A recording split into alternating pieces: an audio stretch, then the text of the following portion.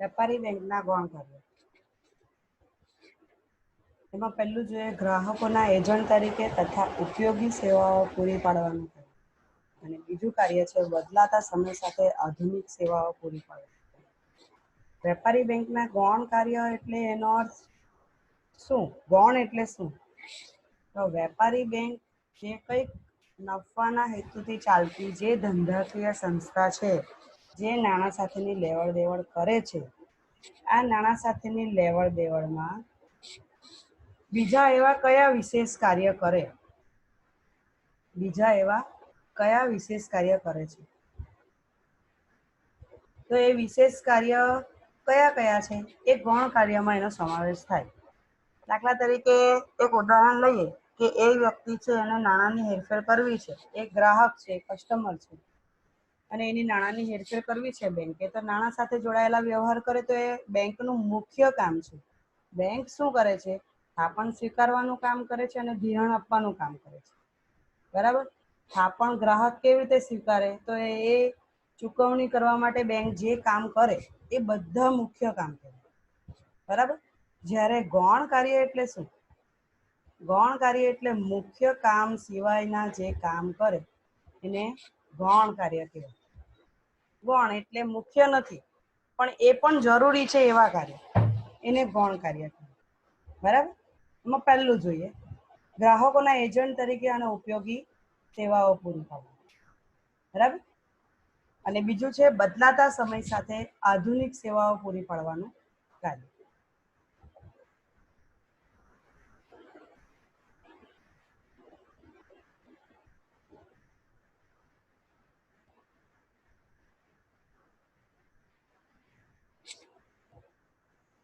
ગ્રાહકોના એજન્ટ તરીકે ઉપયોગી સેવા પૂરી પાડવાનું કાર્ય. આમાં પહેલો મુદ્દો આપ્યો છે કે ગ્રાહકોને બેંક વિવિધ સુવિધાઓ પૂરી પાડે, વિવિધ સેવાઓ પૂરી પાડે. બરાબર. દાખલા તરીકે એકબીજાથી અજાણ એવા આયાતકારોને નિકાસકારોને શાખનું પ્રમાણપત્ર આપે છે. હવે વેપારી છે આયાત પણ કરે છે અને એની જે પેદાશ છે એનો નિકાસ પણ કરતો હોય એવું બનતું હોય છે. દેશની અંદર આવા કેટલા બધા આયાતકારો હશે અને એવા કેટલાક બધા વેપારીઓ હશે કે જે નિકાસ કરતા હશે. તો આયાત અને નિકાસ કરવા માટે તમને ખબર છે કે ચલણ બદલાય. એક દેશનું ચલણ અને બીજા દેશનું ચલણ જુદું હોવાથી બેંકે વચ્ચે શાખનું પ્રમાણપત્ર લખી આપવું પડે. અને આ વ્યાપાર શક્ય બને, આયાત શક્ય બને. જો આયાત કરવી હોય તો વિદેશી જે વેપારી છે તેની સાથે બંનેના સંબંધમાં વ્યાપાર કરવામાં શક્યતા વધે, નાણાંની હેરફેરમાં શક્યતા વધે, કોઈ અડચણ ના આવે એના માટે બેંક એને શાખનું પ્રમાણપત્ર લખે. બરાબર. હવે આવું દરેક ગ્રાહક, ભારતની અંદર જે ગ્રાહક છે આવું દરેક ગ્રાહક કરી શકે? ના. આપણે સામાન્ય થાપણ મૂકવાનું કામ કરીએ છીએ ને ધિરાણ લેવાનું કામ કરીએ છીએ, પણ આ વેપારીને લગતા કામ છે. જે વિદેશ વ્યાપાર કરે છે તેની વાત છે. તો આવું જે વિદેશ વેપાર કરે તેના માટેનું જ કામ કરવાનું છે બેંકે, એટલે ગૌણ કાર્યમાં એનો સમાવેશ થાય. સમજાયું? પછી છે આર્થિક પ્રવૃત્તિ માટે બાંહેધરી.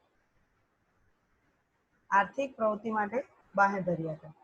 આર્થિક પ્રવૃત્તિ તમને ખબર છે કે બેંક કે નાણાં સાથે જોડાયેલી સંસ્થા છે. વ્યવહાર જેટલા આર્થિક હોય, વેપાર હોય કે લેવડ દેવડ હોય કે ભવિષ્યમાં ચૂકવવાનું દેવું હોય, ગમે તે વસ્તુ ભવિષ્યમાં ચૂકવવાની લોન, બરાબર, તો એના માટે બેંક બાંહેધરી આપે. બેંક બાંહેધરી આપે એટલે ધારો કે મારે આજે ઉઠીને લોન જોઈતી છે 5 લાખની, તો બેંક મને આપી દે? ના. બેંક મને ઓળખતી હોય, કોઈનો ખાતેદાર હું, વર્ષો જૂનો હું, તો બેંક એવી મને બાંહેધરી આપે છે કે હું તારી સાથે છું, તને કંઈક પણ તકલીફ પડે તો હું આપી શકું એવી પરિસ્થિતિમાં છું. એટલે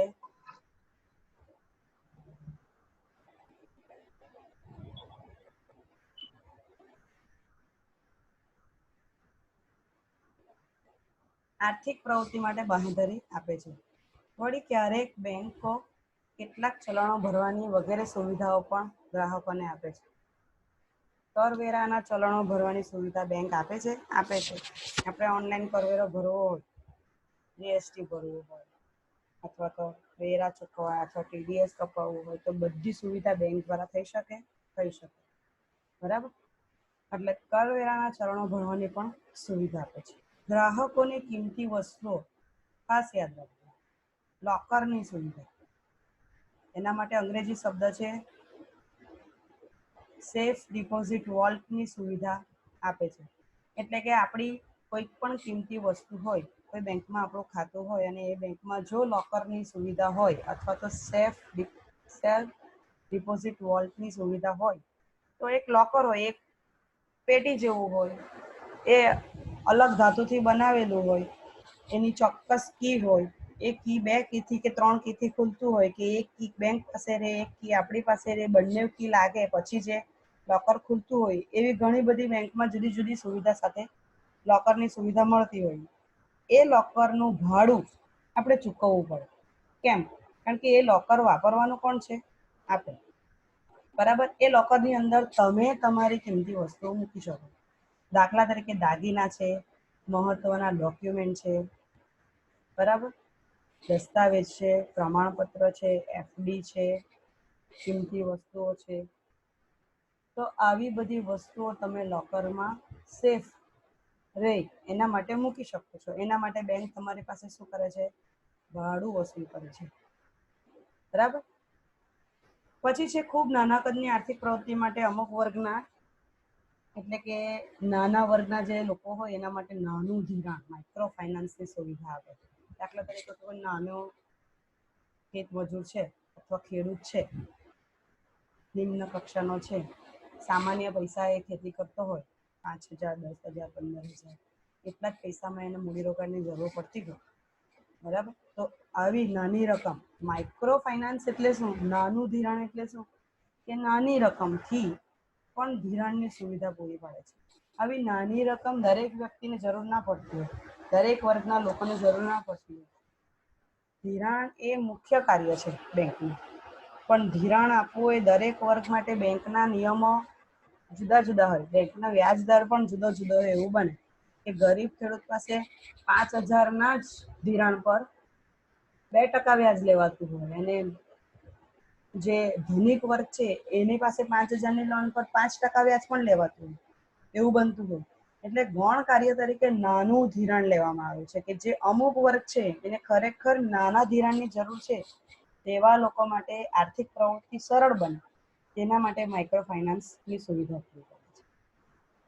ધંધામાં કે વ્યક્તિગત સોદામાં ચૂકવણી બાબતે વિશ્વસનીયતા પૂરી પાડે બેંક, અને બેંક ડ્રાફ્ટ કે પે ઓર્ડરની સુવિધા આપે છે. પે ઓર્ડર એટલે એક બેંક બીજી બેંકને ઓર્ડર આપે. એટલે એક બેંકમાંથી બીજી બેંકમાં જ્યારે નાણાંની હેરફેર થતી હોય ત્યારે પે ઓર્ડરનો યુઝ થાય. બરાબર. વ્યક્તિગત સોદા કરવાના હોય, 5 વર્ષ પછી રકમ આપવાની હોય કે 5 વર્ષ પછી વ્યક્તિએ એને આપવાની હોય, તેવા સોદાઓની ચૂકવણી બાબતમાં પણ વિશ્વસનીયતા આપે છે. એટલે ગૌણ કાર્ય સ્વરૂપે તમે જુઓ, ગ્રાહકોના એજન્ટમાં તમારે આયાતકાર અને નિકાસકાર બેના સંબંધ જોડી આપે ને, શાકપત્ર લખીને, એટલે એજન્ટ તરીકે, દલાલ તરીકેનું કામ કરી આપે. બરાબર. અને ઉપયોગી સેવાઓમાં કઈ કઈ છે? તો કે બાંહેધરી આપે, ચલણો, કરવેરા ભરવામાં સુવિધા પૂરી પાડી આપે, અને લોકર ખાસ સેવામાં. બરાબર. 2 ટોપિક છે, એજન્ટ અને સેવા. તો એજન્ટમાં કયું કયું આવે અને સેવામાં કયું આવે? સેવામાં માઇક્રો ફાઇનાન્સ આવે, સેફ ડિપોઝિટ વોલ્ટની સુવિધા આવે. આ બધી જ વસ્તુ સેવામાં આવે. સમજાયું? બીજું જોઈએ આપણે, બદલાતા સમય સાથે આધુનિક સેવાઓ પૂરી પાડવી.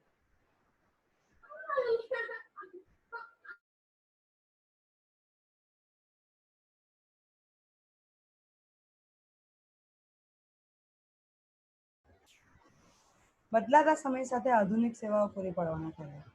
સમય બદલાયો છે. પહેલાના બેંકની વાત કરીએ, તમે નાના હતા ત્યારે બેંકના વ્યવહારમાં તમને ધ્યાન હોય કે નહીં ધ્યાન હોય, પણ મને ધ્યાન છે.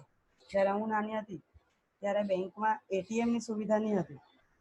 1,000 રૂપિયા બી ઉપાડવા હોય કે 100 રૂપિયા કે 500 રૂપિયા બી ઉપાડવા હોય તો બેંકની અંદર જઈને ઉપાડ માટેની ચિઠ્ઠી ભરીને પૈસા ઉપાડવાના રહેતા હતા. બરાબર.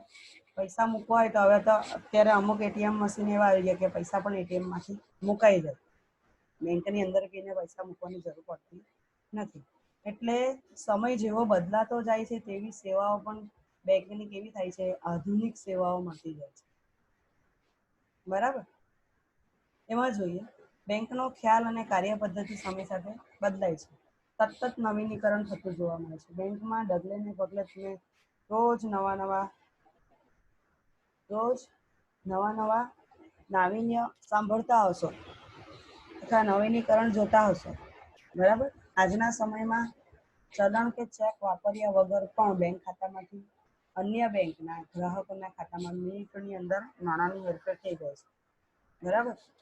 નેટ બેન્કિંગ દ્વારા આ 3 છે, NEFT, national electronic fund transfer, RTGS એટલે કે રિયલ ટાઈમ ગ્રોસ સ્ટેટમેન્ટ જેવી સુવિધાઓ ઉપલબ્ધ કરાવાય છે બેંક દ્વારા. આ બંને એટલે કે નેફ્ટ અને આરટીજીએસ આ બંને સુવિધાઓ કોણ આપે છે?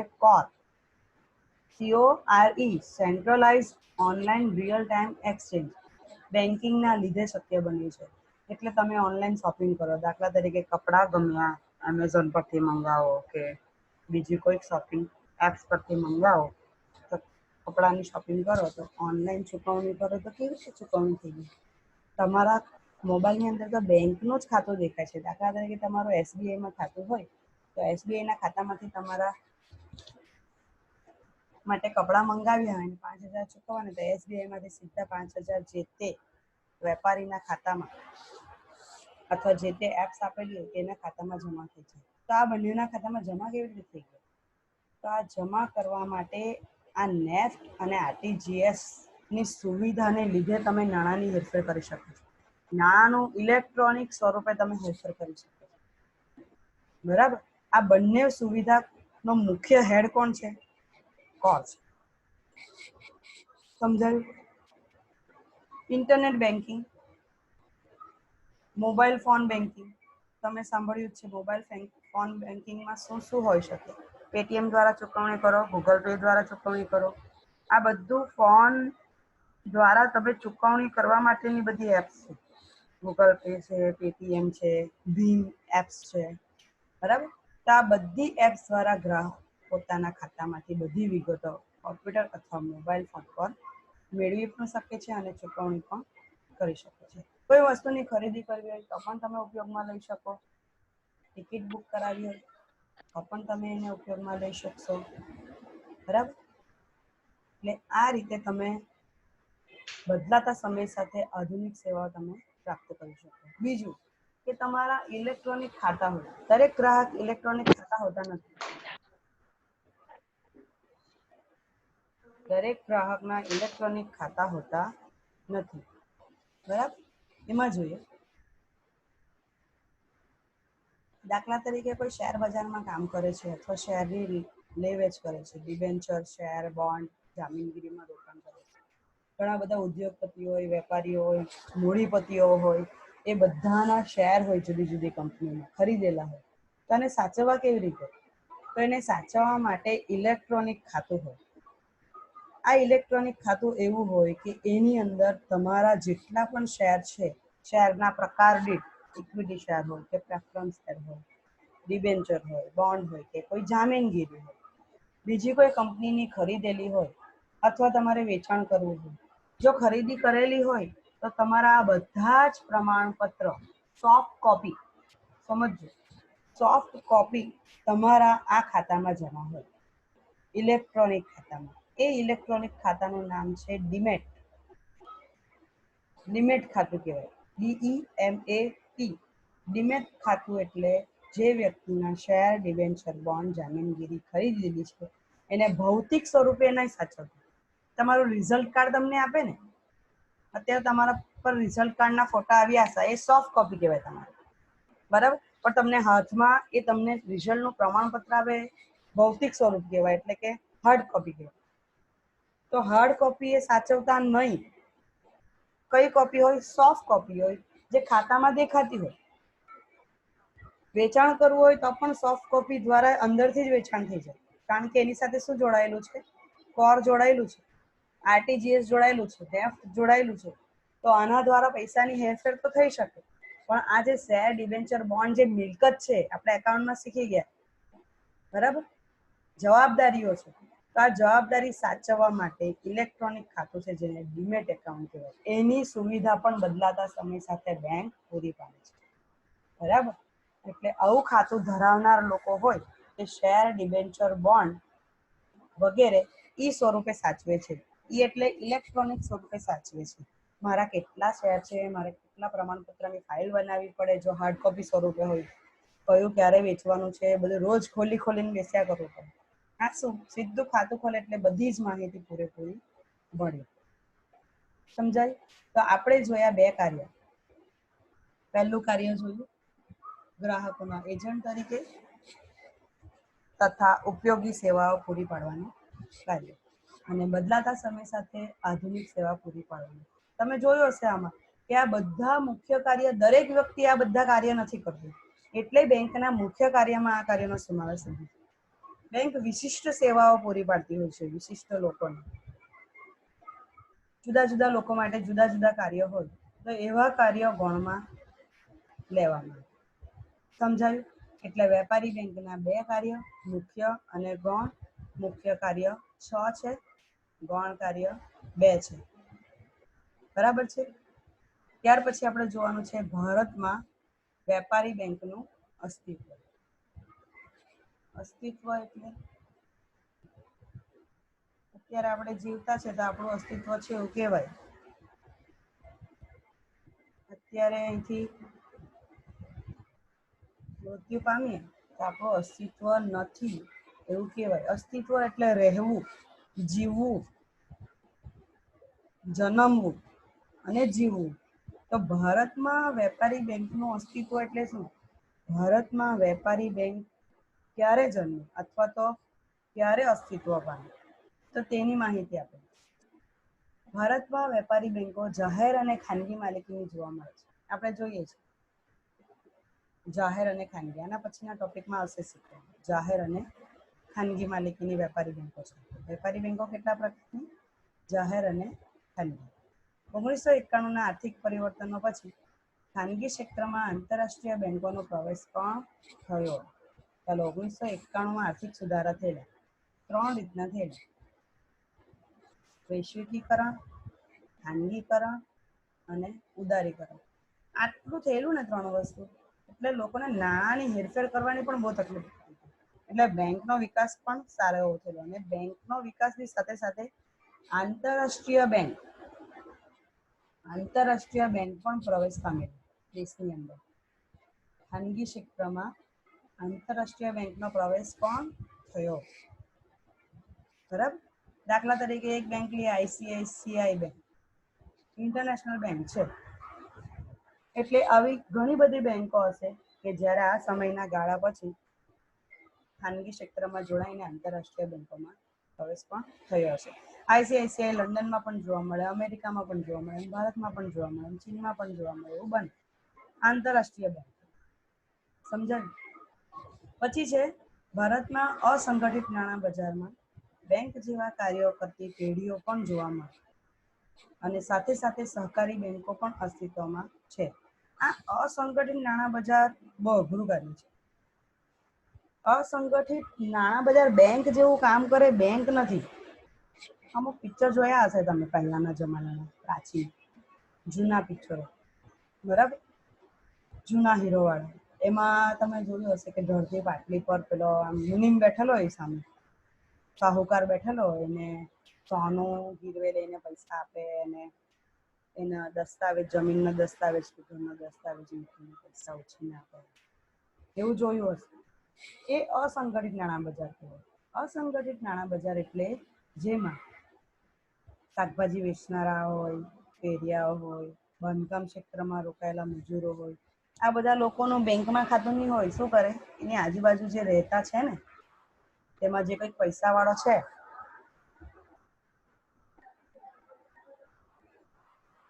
એ પૈસા વાળા પાસેથી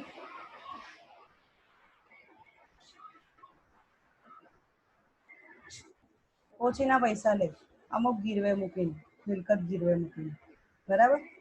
આ બેંક જેવું કાર્ય કરે છે, પણ બેંક નથી. તો એ વેપારી બેંક નહીં કહેવાય. એ તો પેલો સાહુકાર છે, પૈસા કમાવા માટે, નફો કમાવા માટે આ બધું કામ કરતો, એનું કામ જ આવે.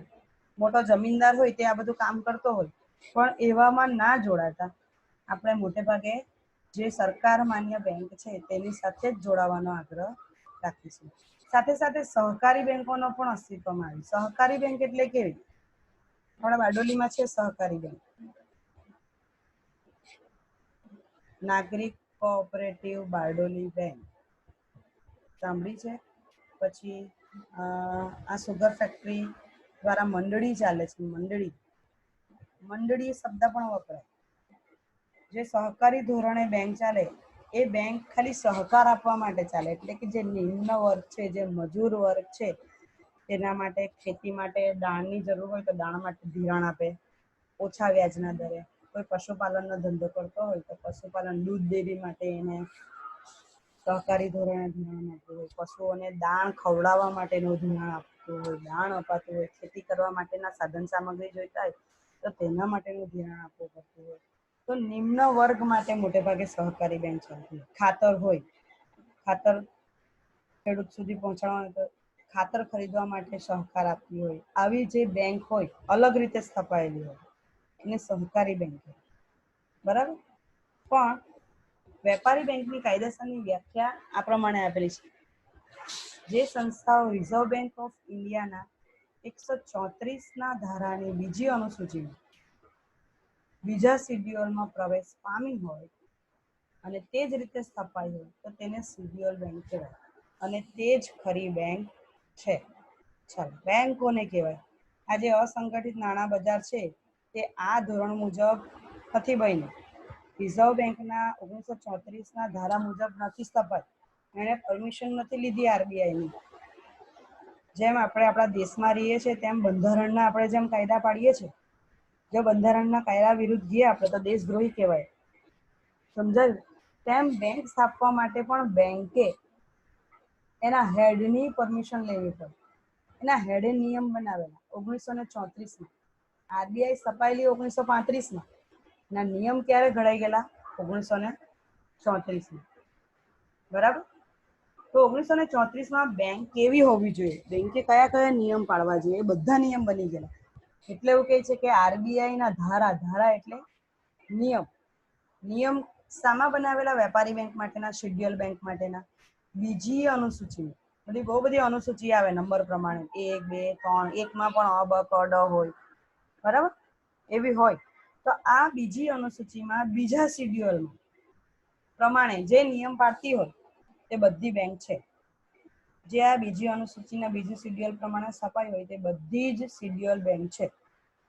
શિડ્યુઅલ બેંક એટલે શું? તમે ઘણી બધી બેંકની નામની પાછળ શિડ્યુઅલ બેંક શબ્દ જોયો હશે, અથવા શિડ્યુઅલ બેંક એવું પણ લખેલું છે. બરાબર? શિડ્યુઅલ બેંક એટલે આરબીઆઈ મુજબ સ્થપાયેલી બેંક. હવે શિડ્યુઅલ બેંક તમને વિસ્તારથી સમજાવવાને કોષ્ટક નીચે આપ્યું હશે, આપણે જોઈએ. આ શિડ્યુઅલ બેંકને આરબીઆઈના બધા જ નિયમ લાગે. આરબીઆઈના બધા જ નિયમ લાગે. બરાબર? આ શિડ્યુઅલ બેંક છે. આ કોષ્ટક જોવો, 2 માર્કમાં ઘણીવાર પૂછાય છે. શિડ્યુઅલ બેંકનું વર્ગીકરણ કરો. ખાલી આટલું જ, અંદર કંઈ સમજાવવાનું નથી, પણ અંદરની સમજ, હેડિંગ તમને ખબર હશે પણ અંદરની સમજ ના હશે તો હેડિંગ પણ ખબર ના પડે. શિડ્યુઅલ બેંક એટલે વેપારી બેંક અને સહકારી બેંક. શિડ્યુઅલ બેંકનું મુખ્ય વર્ગીકરણ શું છે? એક તો વેપાર કરવા માટેની બેંક અને બીજી સહકાર માટેની બેંક. આ વેપારી બેંક આપણે વ્યાખ્યા શીખી ગયા. શું છે? એવી ધંધાકીય સંસ્થા છે જે નફાના હેતુથી ચાલે છે અને બેન્કિંગ અંગેના વ્યવહાર કરે છે, અને વેપારી બેંક. સહકારી બેંક મેં અત્યારે જ સમજાવી દીધું. સહકારી બેંક એટલે શું? સહકારી ધોરણે ચાલે. જે વર્ગને ખરેખર ધિરાણની જરૂર છે તેને ઓછા વ્યાજના દરે અથવા નહિવત વ્યાજના દરે ધિરાણની સવલતો પૂરી પાડતી સંસ્થા હોય અને સહકારી બેંક કહેવાય. સહકારી બેંકમાં એક તમને ઉદાહરણ આપું તો નાબાર્ડ. તમે લગભગ 8મા ધોરણમાં ડેરી ઉદ્યોગ પાઠ શીખી ગયા, 8મા કે 9મા. એમાં નાબાર્ડ તમે શીખી ગયા. 12મામાં પણ આવશે, 8મા ચેપ્ટરની અંદર નાબાર્ડ. એ નાબાર્ડ શું છે? તો કૃષિ અને કૃષિ સંલગ્ન પ્રવૃત્તિમાં જે જોડાયેલા ખેડૂતો છે તેને બધા જ પ્રકારની સુવિધા પૂરી પાડવાની બેંક છે. ખાતર જોઈતું હોય તો ખાતર માટેની સુવિધા પૂરી પાડે, બિયારણ જોઈતું હોય તો બિયારણ માટેની સુવિધા પૂરી પાડે, સિંચાઈની વ્યવસ્થાની જરૂર હોય તો તેના માટેની ધિરાણની સવલતો પૂરી પાડે, ખેત સુધારણા, જમીન સુધારણા કરાવવી હોય તો તેના માટેની સુવિધા પૂરી પાડે, જમીન પ્રયોગશાળામાં જમીનની ચકાસણી કરાવી તો તેના માટેની સુવિધા પૂરી પાડે. તો સહકારી ધોરણે ચાલે છે, બરાબર. આ નફો નથી કરતી, આ સહકાર આપવા માટે જ ચાલે છે, સરકાર દ્વારા જ ચાલતી હોય, અમુક ગામ દ્વારા, પ્રદેશ દ્વારા બી ચાલતી હોય, પ્રાદેશિક મંડળી પણ ચાલતી હોય, બરાબર. સોસાયટી કહેવાય એમ. હવે જોઈએ વેપારી બેંક. વેપારી બેંકમાં કોણ કોણ છે? જાહેર ક્ષેત્રની વેપારી બેંક, જાહેર ક્ષેત્ર દ્વારા ચાલતી બેંક, દાખલા તરીકે SBI સરકારી છે પણ નફો તો કરે જ, કારણ કે વેપાર માટે ચાલે છે, સમજાયું? પછી છે ખાનગી ક્ષેત્રની વેપારી બેંક.